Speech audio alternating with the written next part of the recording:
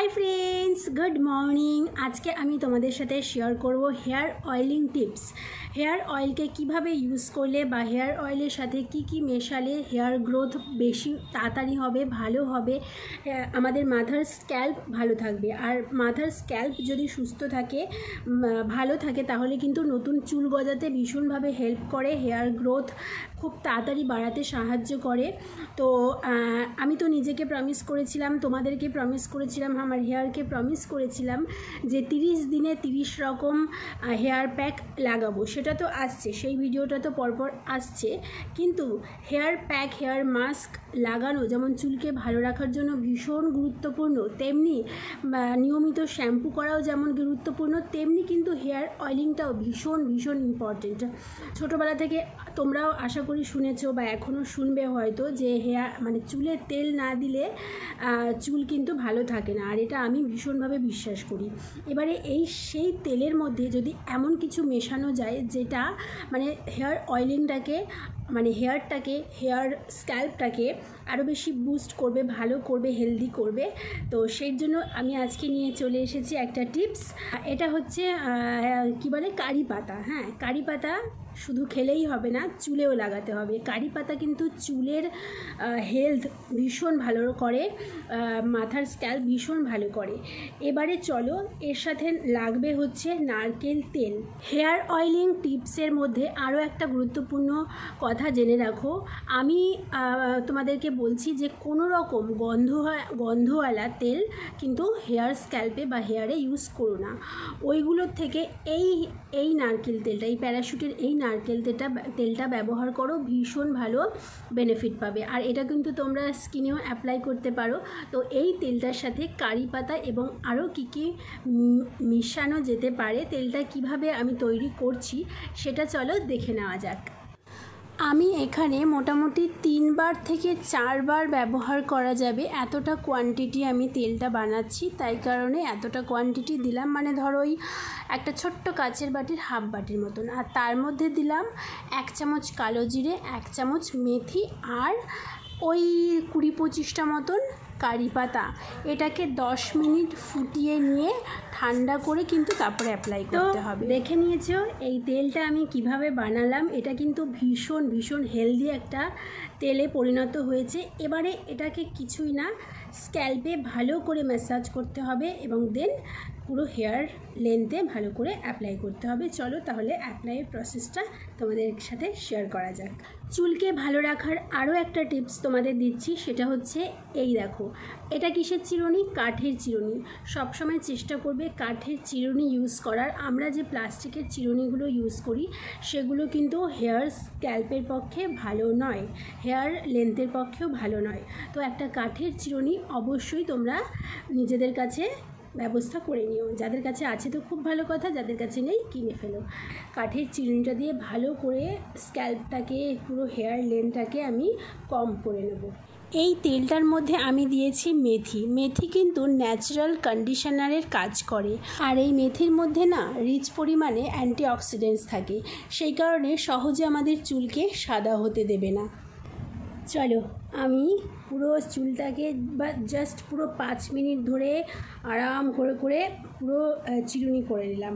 এইবারে এইখান থেকে একটু করে তেল নেব আর ম্যাসাজ করব। খুব সুন্দর একটা গন্ধও বেরোচ্ছে, যেহেতু কারি পাতা, কালো জিরে, মেথি এসব দেওয়া আছে, খুব সুন্দর একটা গন্ধও বেরোচ্ছে। অন্য কেউ যদি হেয়ার অয়েলিংটা করে দেয় তাহলে আরও বেশি ভালো হয়। যদি তোমাদের বাড়িতে কেউ সেরকম থাকে যে তোমার মানে স্ক্যাল্পটা ভালো করে তেল দিয়ে ম্যাসাজ করে দেবে, তাহলে তাকে দিয়ে অবশ্যই করি। আর যদি না থাকে তাহলে তো উপায় নেই, নিজেকেই করতে হবে।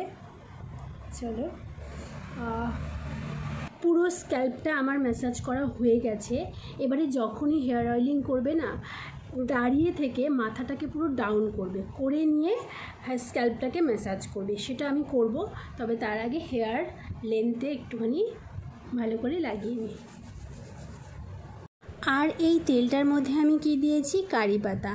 কারি পাতা কিন্তু হেয়ার টেক্সচারকে ভালো করে, আর স্ক্যাল্পে ময়শ্চারাইজারের কাজ করে। আর আবারও একইভাবে বলবো যে কারি পাতাও কিন্তু মানে আমাদের বয়সের আগে অনেকের দেখবে হেয়ার গ্রে হয়ে যায়, তো সেগুলোকেও কিন্তু মানে গ্রে হতে দেয় না যদি নিয়মিত ইউজ করো। আর হেয়ার ফল তো কমায়, নতুন চুল গজাতে সাহায্য করে। আর কালো জিরে দিয়েছি, কালো জিরেও কিন্তু হেয়ার গ্রোথে এবং নতুন চুল গজাতে সাহায্য করে। চুলকে ভালো রাখতে কিন্তু শুধু ওপর থেকে ভালো ভালো hair pack, hair mask, hair oiling, hair shampoo করলেই হবে না, ভেতর থেকেও কিন্তু ভালো কিছু দিতে হবে। আমাদের মানে শরীরের ভেতরকেও ভালো কিছু দিতে হবে। যেমন অনেকের আয়রনের পরিমাণ যদি বেশি কমে যায় তাহলেও কিন্তু হেয়ার ফল অতিরিক্ত মাত্রায় হয়।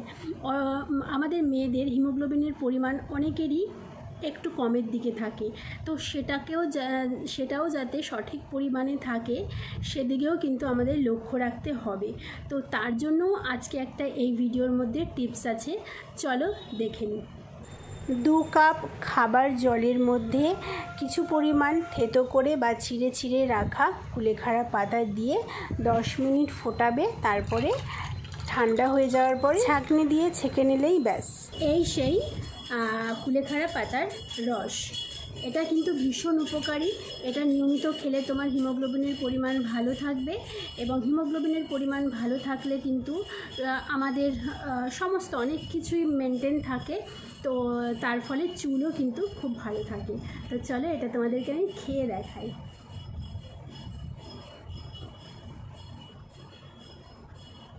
হ্যাঁ, ঠিক এভাবেই একদম চপচপে করে তেল দেবে যেদিন শ্যাম্পু দেবে তার আগের দিন।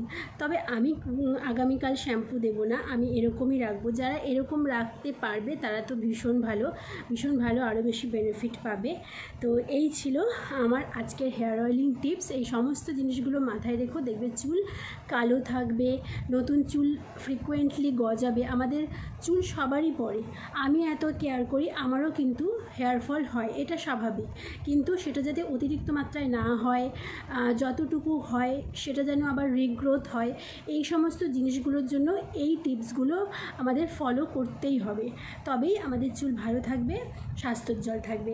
চলো তাহলে আজকের ভিডিওটা এই পর্যন্তই। যদি মনে হয় যে ভিডিওটা উপকারী তাহলে অবশ্যই একটা লাইক দিও, আর এরকম আরও hair tips, skin care tips বা কিভাবে নিজেকে পজিটিভ, হ্যাপি বা ভালো রাখা যায় সেই সমস্ত বিষয়গুলো জানার জন্য আমার এই চ্যানেলটা অবশ্যই সাবস্ক্রাইব করে রেখো।